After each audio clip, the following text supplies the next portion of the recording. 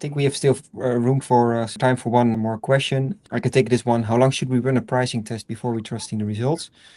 Yeah, I think this is similar to the answer that Vincent gave before.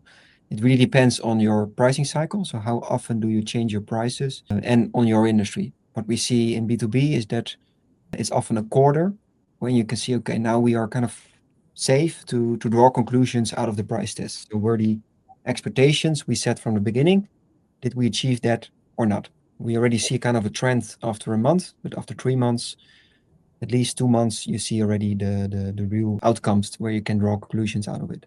This is more in B2B. With B2C, let's say if you're an Amazon or Coolblue, which is a more dynamic market, yeah, you can even see this when you have enough data and many customers, you can even see the impact for price test after a day.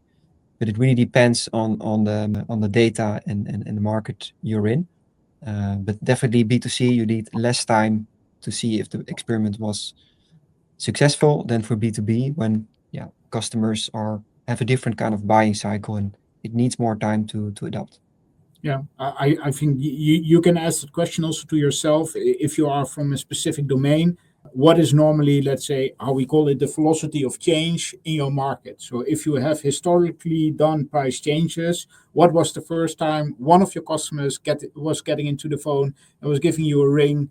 Hey, your prices have changed. What's happening? I'm satisfied or not satisfied, whatever the outcome then of that phone call is. But it tells you a little bit how long does it till your market is noticing or that they are reacting to the changes that you are pushing through the funnel. And yeah, market segment that can be completely different. But as Arjen said, if you take, let's say, a mid-sized organization on average, 3 months is a nice first evaluation point to see how the data has come about.